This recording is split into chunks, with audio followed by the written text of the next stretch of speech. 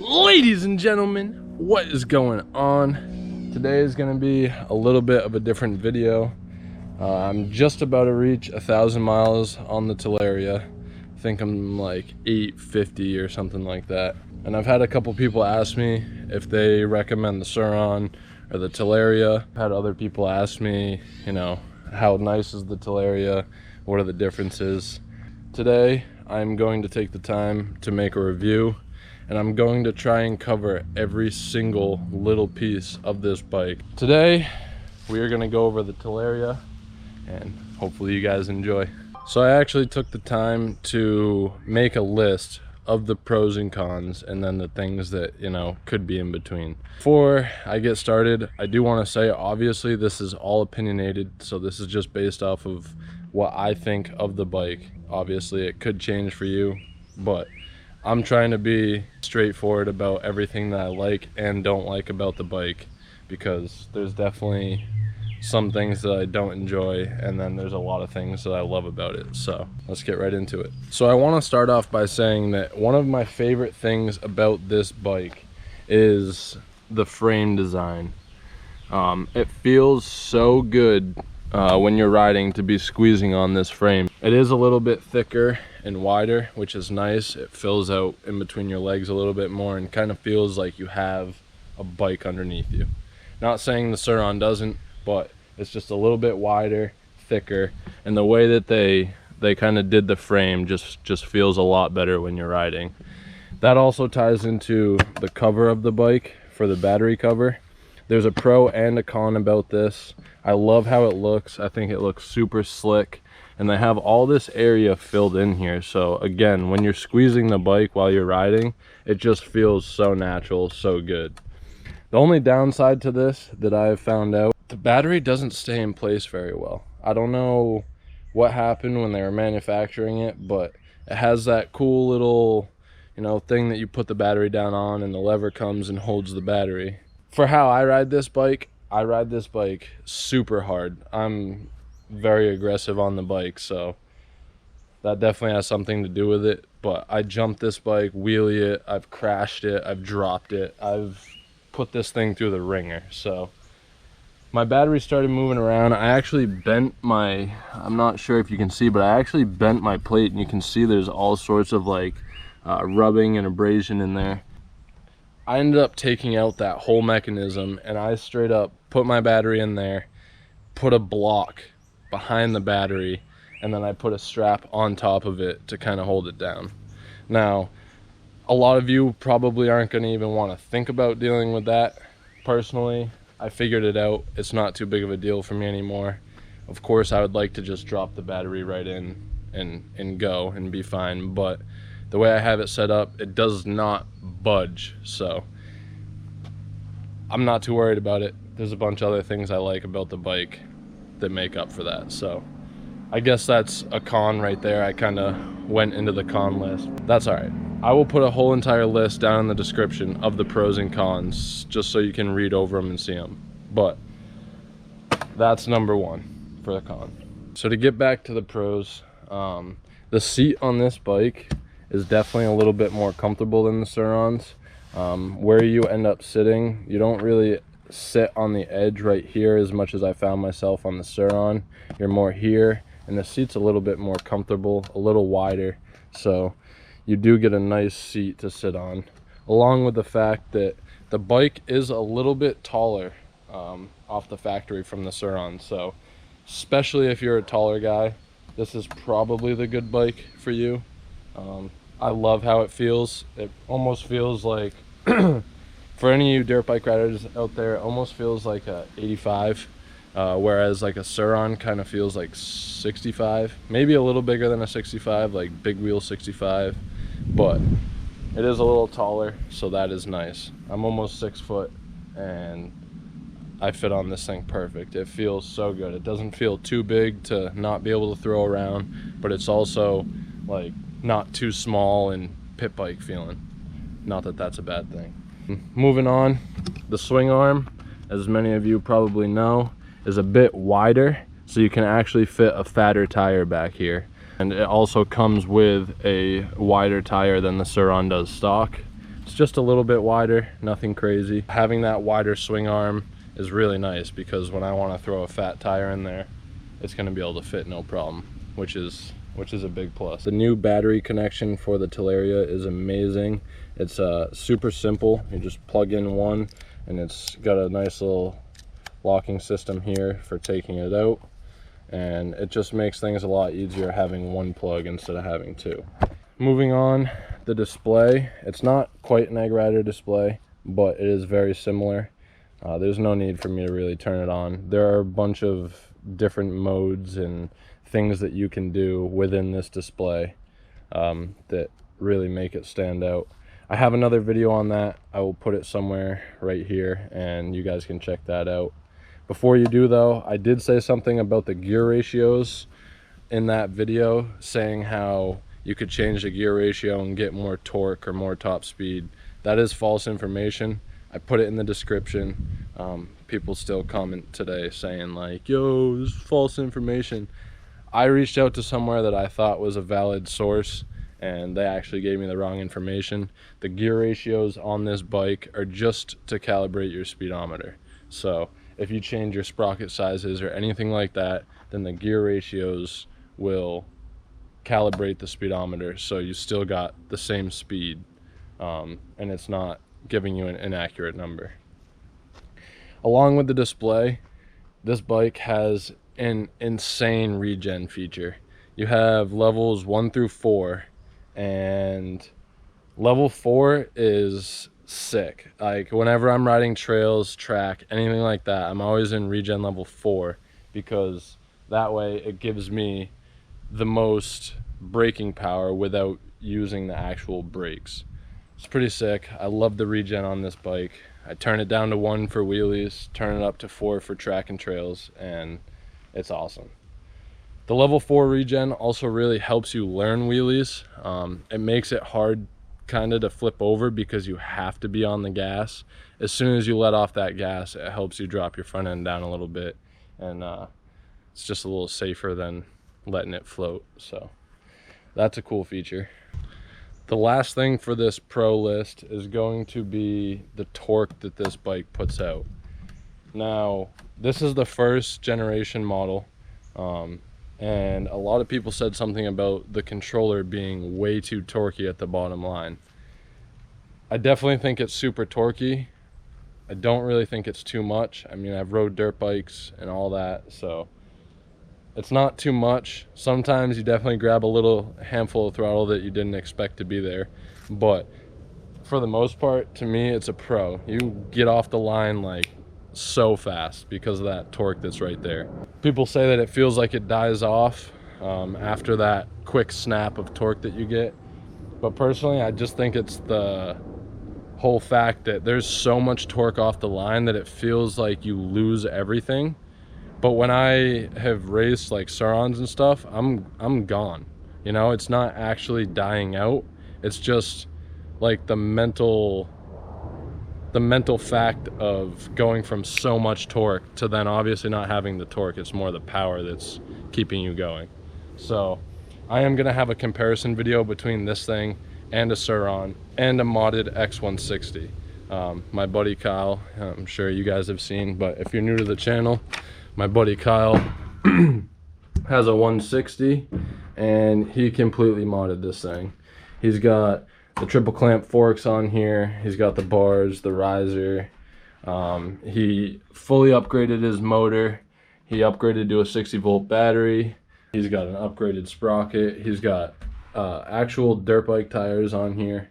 This thing is fully modded, so that'll be a cool comparison to make with that thing and my buddy JJ's Suron. Right now he does not have any brakes in his Suron, so hopefully we can get that comparison video sometime soon. But I do want to race these things, do a couple different little, tests between the two and see how they go. Moving forwards, let's get to the cons of this bike, which some of them are pretty crucial. Some of them are iffy. Let's get into it. Like I said already, the battery is definitely one. You don't want your battery moving around. That's just not even something that you want to worry about.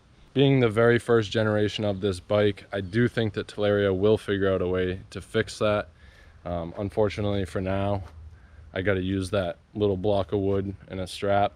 It's simple enough, but it's just something that you shouldn't have to do when you buy a bike for almost $5,000. With that being said, another weird thing that Talaria overlooked was, if you look here, I don't have the battery in, but the battery sits obviously inside this compartment here, and it looks like they have a little cutout for you so you can charge the battery inside the bike.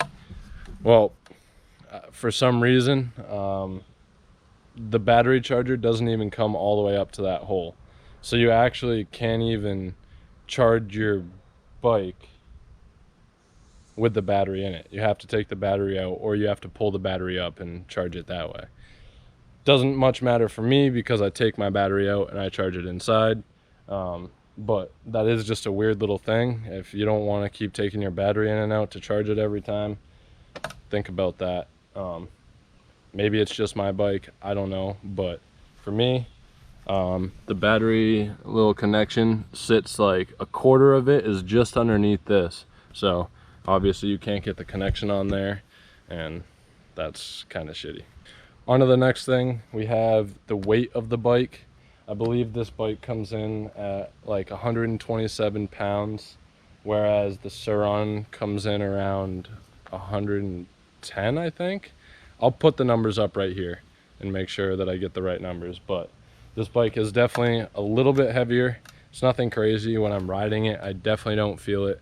The only times I really feel it is when I'm putting it up on the stand, or, you know, walking it around, picking it up over a fence, whatever it is. So the weight is definitely another con, not too big of a deal. My last thing on the cons list is the overall build quality out of the factory. Just little things, man. I know you should totally check over a bike when you get it, and you should make sure everything's good and tight and it has what it needs. But sometimes we get excited and we don't 100% make sure everything's good. You know, you go over it quick, but you miss a few little things, and to me, those little things that you miss should already be buttoned up, in my opinion. One thing that was my problem, my rear shock is actually blown right now because when I got the bike, it was not tight. You can probably see some oil there, but this little ring up here at the top that helps you tighten the spring was not tight. I didn't even recognize that. For some reason, I didn't even expect it. And after a little while of riding, I realized it and I tightened it a little bit, but I didn't tighten it enough. And like I said, I'm hitting huge jumps with this bike, and I completely destroyed my rear shock. So even if you get a Sur-Ron, just make sure you check your rear shock. Make sure it's tight, it's not moving at all, because I would hate for that to happen to any of you guys. Moving on with the build quality. When I first got the bike, the very first ride, or the second ride maybe, this pin right here, you see I have a piece of tape on it. This side obviously doesn't have it, but this pin right here, if I open up this compartment, I have a little paper clip right there acting as like a washer, because if you look on this side, there's two different washers. There's like a C clip washer, they call it, and a normal washer, and this side didn't come with them. So when I took off and I started riding, that little pin just started rattling around and it came out, which then led to, you know, the cover not staying on completely and me having issues with that. I got it fixed.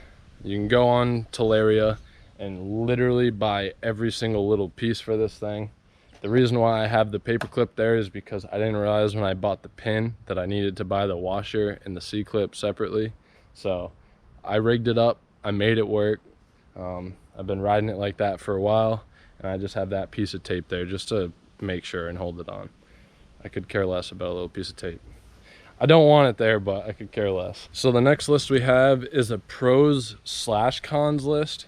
Doesn't really matter. Some people might not like it, some people will. The gearbox in this thing. After the first 150 miles, you have to change the gear oil, and then it's every 500 after that.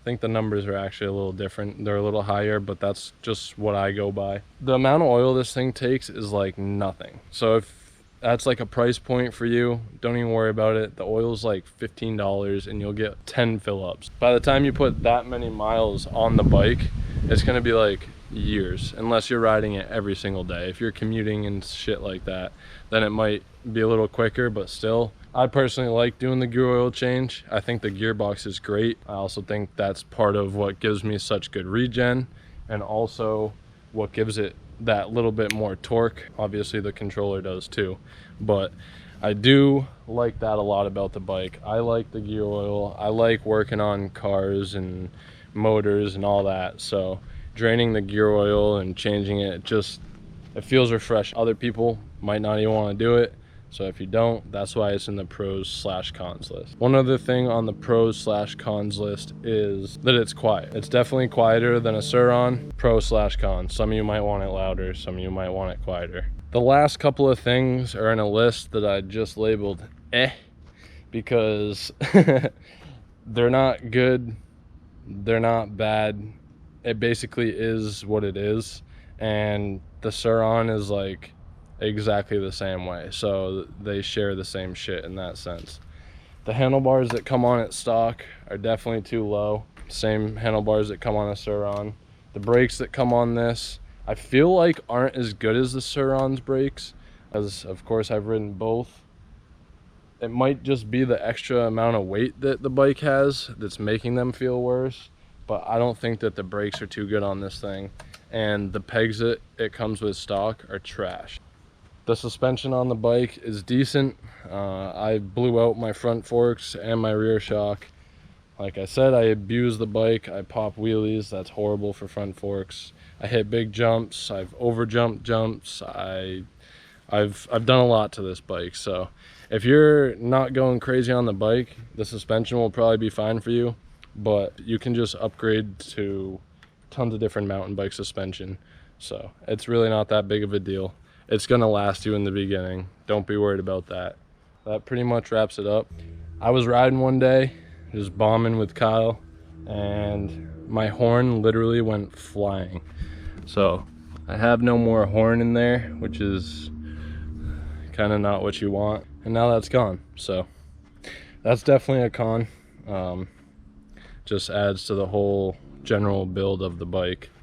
Everything major is all right, other than that rear shock, but that was something that I was kind of bummed out about. I just got back inside my room after making the video, and I did want to add that the horn coming out could have been